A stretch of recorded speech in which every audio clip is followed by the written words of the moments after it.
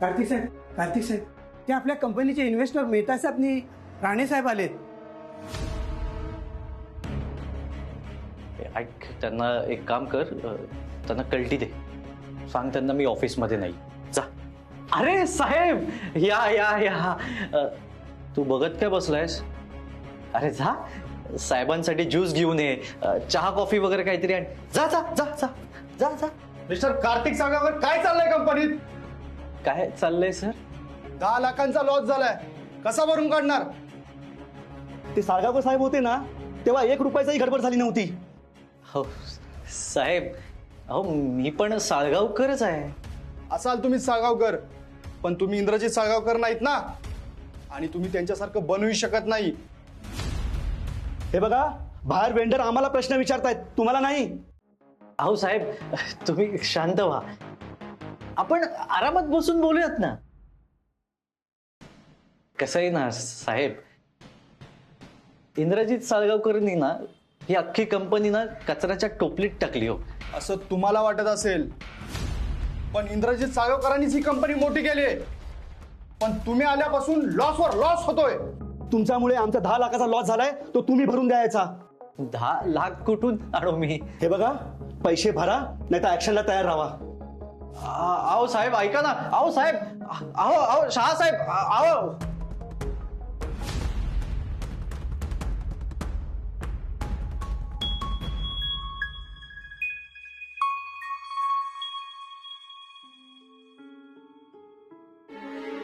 आता काय हे माझ्या डोक्यावरती होतो? निघ.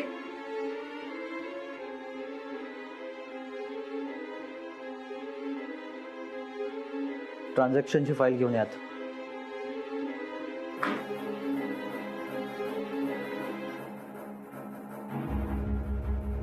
ती फाईल चेक कर. इन्व्हेस्टरचं म्हणणं आहे 10 लाख रुपयाचा लॉस आहे. कसं काय?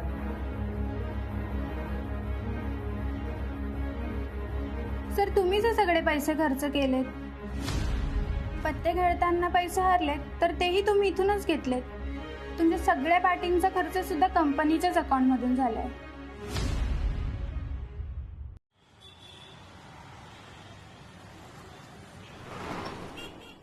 इंद्रा थांब ना जरा, मी पटकन चहा करतो, तू चहा पाव खाऊन जा.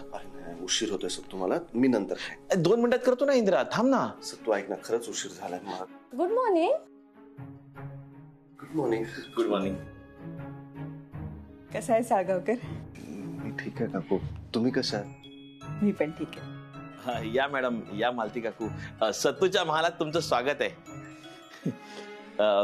काकू, 20 सेकंद आधी एका माणसाला लेट होत होता. म्हणजे आता मला वाटतं दीपिका मॅडम आल्यावर त्याचं घड्याळच थांबलंय. नाही होते उशीर आता.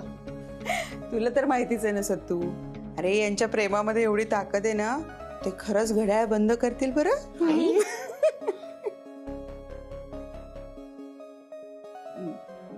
घर छान आहे सत्तू तुझं. काय मस्करी करताय काकू? अहो केवढा पसार आहे, धूळ आहे सगळीकडे. अरे घर या सगळ्यामुळे नाही छान होत, तिथे राहणाऱ्या माणसांमुळे चांगलं होतं. घरात फक्त सगळं नीटनीटकं व्यवस्थित असून नाही चालत सत्तू. आता आमचंच बघ ना, आमच्या घरात आज प्रेमाला किंमत नाही. बरं, सफरचंद आणले तुमच्यासाठी. थँक्यू काकू. काकू तुम्ही अशा अचानक कशा? ऍक्च्युली बाबांनी एक तक्रार केली आहे तुमची. तक्रार? का, आता काय झालं? काय झालं नाही ते विचार. काकू असं काय करता, प्लीज सांगा ना, काय झालं? ते काल तुम्ही एका डिलिव्हरीसाठी गेला होता तेव्हा तुम्ही पावसात भिजलात, बरोबर? हो, तुम्हाला कसं कळलं? नाही मग असं पुन्हा एकदा पावसात भिजून तुम्ही आजारी पडू नये म्हणून तुमच्यासाठी रेनकोट पाठवला बाबांनी.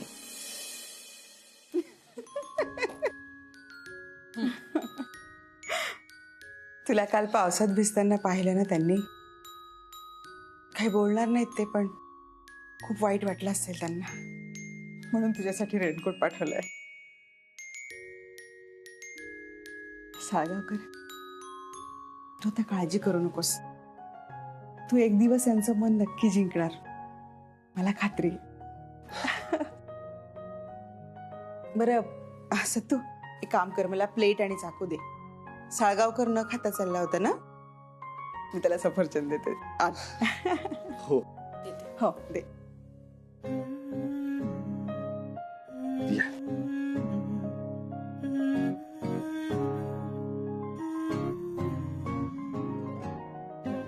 आय एम सॉरी, मी काल जरा तुम्हाला जास्तच बोलले.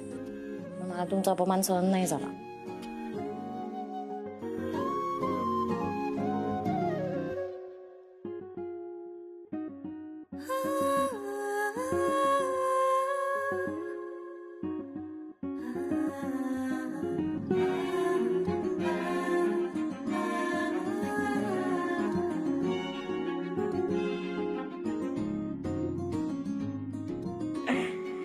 वा. घे सगळं. साळगावकर, खरंच तुझं किती आणि कसं कौतुक करावं ना ते कळत नाहीये मला. स्वतःला सिद्ध करण्यासाठी तू जो काही हा मार्ग निवडलायस ना, त्यात खूप अडचणी आहेत, काटेकुटे आहेत, पण तरी तू हार मानत नाहीयेस. काकू, मी जर हार मानली तर मी देशपांडे सरांच्या मनातून उतरेन, जे मला अजिबात नको आहे.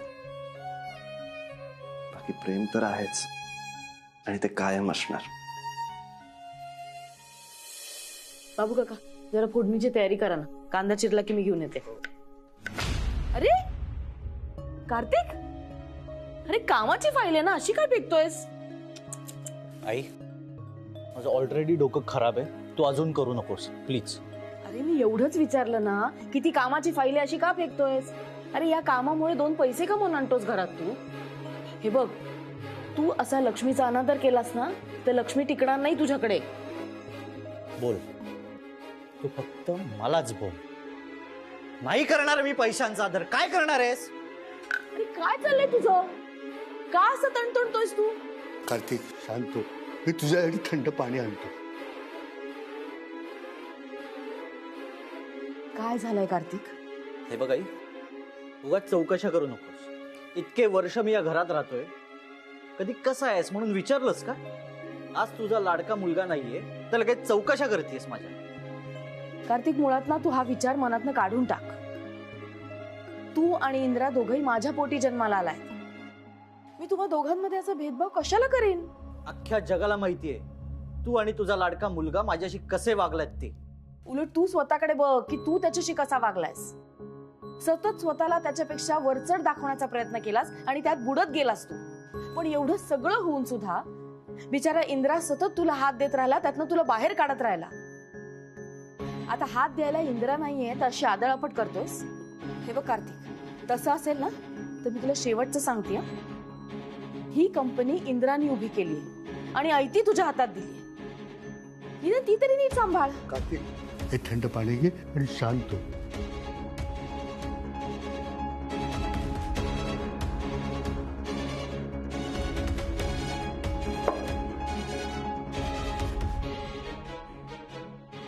का वागतोस असं? हे बघ आई, मी माझ्या मनाचा राजा आहे. मी कसंही वागीन. मला चांगलं माहितीये तुम्ही कसे आहात. उद्या जर मी रस्त्यावरती आलो ना तर तुम्ही सुद्धा रस्त्यावरती येणार आहात. त्यामुळे माझ्याशी नीट वागायचं.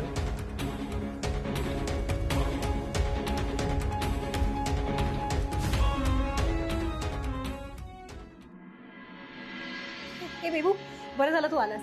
ऐक ना, आपल्या जे रूमचे पडदे आहेत ना हे थोडे जुने झालेत, आता जुन्या डिझाईनचे आहेत. मी नवीन डिझाईनचे पडदे सिलेक्ट करते, जरा मदत कर ना सिलेक्ट करायला. एक काम कर ना, मला वीक आणि घे पडते ना. बेबू, माझ्याशी नीट बोलायचं नसेल ना तर अजिबात बोलू नकोस. ए, गेली सुडत, चल निघ. बेबू, चिडचिड का करतोयस तू? काही प्रॉब्लेम झालाय का? काय झालं? सानू, आपली वाट लागली आहे. का? काय झालं? आपल्या कंपनीतले इन्व्हेस्टर्स सगळे माघारी फिरत आहेत. का? त्यांचं असं म्हणणं आहे की इंद्रजित साळगावकर जर तुमची कंपनी सांभाळणार नसेल तर आम्ही इन्व्हेस्ट केलेले सगळे पैसे आम्हाला परत द्या. मग आता? आता काय, त्या इन्व्हेस्टर्सला 10 लाख रुपये द्यायचेत मला. 10 लाख? विभू कुठून आणणार रे एवढे पैसे? काही कळत नाहीये सानू. कंपनीत पण काहीच फंड्स नाहीयेत, सगळे पैसे खर्च झाले. पण इतका खर्च झाला कसा? अगं तो रंगाबाई आला होता ना, त्याला दिले मी पैसे. जर त्याला दिले नसते तर आपल्या दारावरती तो परत आला असता. आणि बाकीचे पैसे झाले इकडे तिकडे खर्च. विभू इतके पैसे आपण उभे कसे करायचे रे? भाऊजी पण नाहीयेत आता आपल्या बरोबर, आणि सासूबाई तुला काही पैशाची मदत नाही करणार आहे. सानू, जर पैशांचा जुगाड नाही झाला ना तर आपण रस्त्यावरती येऊ. बेबू आता जर पैसे उभे करायचे असतील ना तर एकच मार्ग आहे. कोणता? 1 मिनिट थांब. जर तू तुझ्या बापाकडनं पैसे मागणार असशील ना तर जगात तुझ्यासारखी मूर्ख बाई कोण नाही. हे बघ, तुझा बाप मास्तर जरी असला ना तरी 10 लाखावरती किती शून्य आहेत ना हे त्याला नाही माहिती. बेबू तुला पैसे मिळाले म्हणजे झालं नाही. अगं एवढे पैसे मागितलेस ना तर तुझ्या बापाला हार्ट अटॅक येईल. असा कसा हार्ट अटॅक येईल? माझ्या हक्काचे पैसे आहेत ते, मी मागूच शकते. हक्काचे पैसे म्हणजे? हे बघ बेबू, दीदीच्या लग्नाच्या वेळेला बाबांनी गावाकडची जमीन विकली आणि दीदीचं लग्न थाटामाटात करून दिलं होतं ना. आपल्या लग्नाच्या वेळेला तसं काहीच झालेलं नाहीये. आपण पळून जाऊन लग्न केलं, काहीच खर्च झालेला नाहीये. त्यांनी आयुष्यभर मला काही दिलेलं पण नाहीये. आणि पाठवणीच्या वेळेला आठवतंय ना, मी रिकाम्या हाताने आले होते इथे. मी पैसे मागूच शकते त्यांच्याकडे. आयडिया चांगली आहे. हे पण सानू, पण जर पैसे नाही दिले तर? नाही दिले तर तू घटस्फोट दे. काय? हे बघ काय म्हणतेय, त्यांनी जर पैसे दिले नाही ना तर तू बाबांना असं सांग की तुम्ही पैसे द्या नाहीतर मी सानूला घटस्फोट देतो, अशी धमकी दे. मग तर बाबा पैसे देतीलच ना. आयडिया चांगली आहे. सानू, ते म्हणतात ना, एखादी गोष्ट जर मिळवायची असेल तर बोट वाकडं करावं लागतं. तू बोट नाही, अख्खा हातच वाकडा केलायस.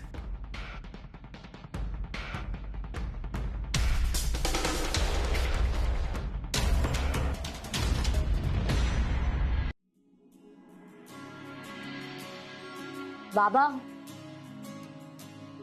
येते.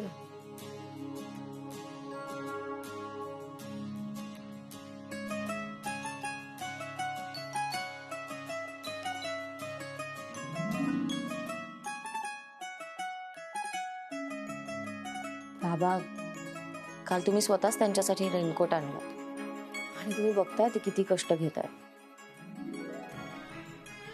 मला माहितीये तुम्ही आता स्पष्टपणे बोलणार नाही, पण मला खरंच सांगा, ते स्वतःला सिद्ध करण्यासाठी खूप कष्ट घेत नाहीयेत का?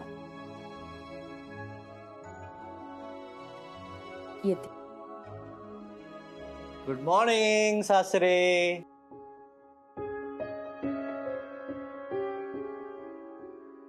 नमस्कार करतो.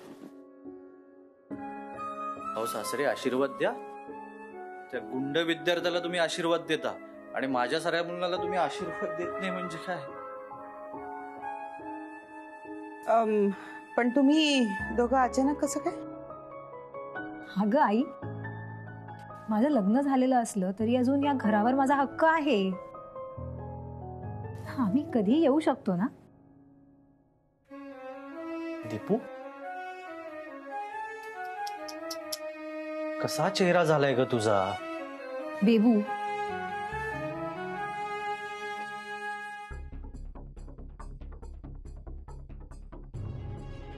बर बाबा, मला ना तुम्हाला एक बातमी द्यायची आहे. भाऊजींना नोकरी मिळाली आहे. सानू, अशी काय न्यूज देतेस? अगं डिटेल मध्ये सांग ना त्यांना. सासरे, माझा जो गुंड भाऊ आहे ना त्याला नोकरी मिळाली आहे एका पिझ्झा शॉप मध्ये, डिलिव्हरी बॉय म्हणून. हो मग? मग काय बाबा, आता मला सांगा, एका डिलिव्हरी बॉय बरोबर तुम्ही दीपूचं लग्न लावून द्याल का? आई तोंड आवर. आई अगं भाऊजींना ते काम करताना काही वाटत नाहीये तर मी बोलताना कशाला विचार करू? बाबा बघा ना, तुम्हाला मवाली वाटणारा कार्तिक किती हुशार निघाला. आज एकट्याने अख्खी कंपनी सांभाळतोय तो. ताई, माहिती द्यायला आलीस ना तर मग पूर्ण माहिती दे ना बाबांना. इंद्राजींनी उभी केलेली कंपनी आज कार्तिक सांभाळतो. इतकी वर्ष इंद्राजींनी इतकी मेहनत घेतली, ती कंपनी उभी केली, पण घरातून निघताना कसलाही विचार न करता ती कार्तिकच्या हातात दिली. तेही सांग बाबांना. दीपू, ते काही असो, मला फक्त इतकंच म्हणायचंय की माझा कार्तिक भाऊजींपेक्षा लाख पटीने चांगला आहे. निदान ही अशी कामं तरी नाही करत. तू डिलिव्हरी बॉयच्या कामाला कमी लेखतेस का? नाही, तुला ते छोटं काम वाटतंय का? ताई अगं, या जगात कोणतंच काम छोटं नसतं. दुसऱ्यांच्या घरी जेवण पोचवणं हे काम किती मोठं आहे ना, हे तुला नाही कळणार. ती आज माणसं आहेत ना, म्हणूनच तुला मला घर बसल्या उत्तम जेवण मिळतं. हा, आता काही लोक असतात जी त्यांचा अपमान करतात, अन्न फेकून देतात. पण ठीक आहे, काही हरकत नाही, कारण स्वभावाला औषध नसतं. आणि सगळ्यात महत्वाचं, आज ह्या कामामुळे ना बऱ्याच घरातल्या चुली पेटतात. त्यामुळे प्लीज या कामाला कमी लेखणं बंद कर. आणि राहिला प्रश्न इंद्राजींचा, तर मला खात्री आहे की लवकरच ते नव्या जोमाने उभे राहतील. आणि तो काय काम करतो हे मला माहित आहे. आणि माझ्या दृष्टीनं ते काम छोटं नाही. त्यानं स्वतःचा अहंकार काही वेळासाठी बाजूला ठेवला आणि ते काम हातात घेतलं. घरच्यांच्या जीवावर मिरवणारा तो नाहीये, याचं मला कौतुक वाटलं. माणूस कोणत्याही कामामुळे मोठा होत नसतो, तो तशा कर्तृत्वामुळे होतो. त्यामुळे त्याला कमी लेखणं बंद करा. बाबा, आता तुम्हाला तो गुंड आवडायला लागला की काय? फक्त तुम्हाला मला एवढंच सांगायचं आहे, स्वतःला दुसऱ्यापेक्षा वरचढ समजणं बंद करा.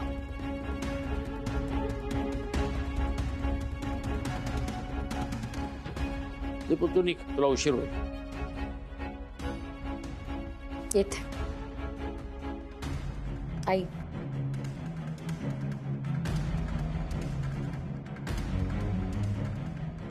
काय सासूबाई, मोठ्या जावयाला काही चहा पाणी वगैरे काही विचारणार की नाही? कधीतरी मोठ्या जावयासारखं वागा म्हणजे मिळवलं.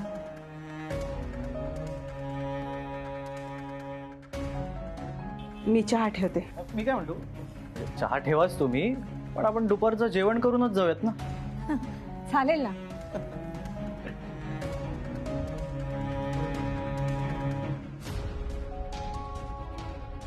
सानू, मला वाटत नाही तुझे घरचे पैसे देतील. काम ना तू आल्याला कुठे बॉम्ब फोडतोस. थोडा वेळ जाऊ दे. हे बघ, काही झालं ना तरी आज पैसे घेतल्याशिवाय इथून निघायचं नाही.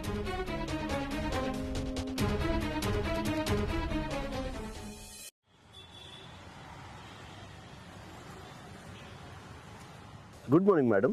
Good morning. काय, कुठे आहात? आताच एक डिलिव्हरी केली, पिझ्झा शॉपच्या जवळच आहे. अच्छा.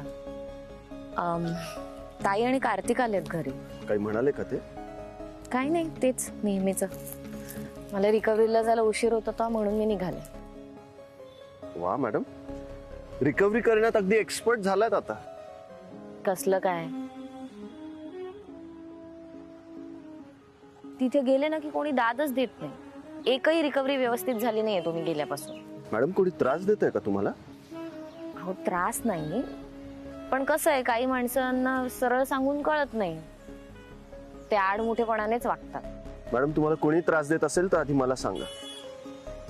आणि प्लीज काळजी घ्या स्वतःची. राजी, तुम्ही सुद्धा स्वतःची काळजी घ्या.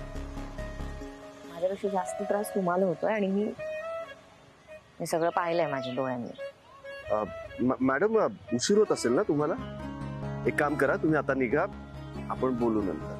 नाही नाही, ऐका, मी ऍक्च्युली रिकव्हरीला जायच्या आधी ना तुम्हाला भेटायला येते. चालेल, ऑफकोर्स मला आवडेल.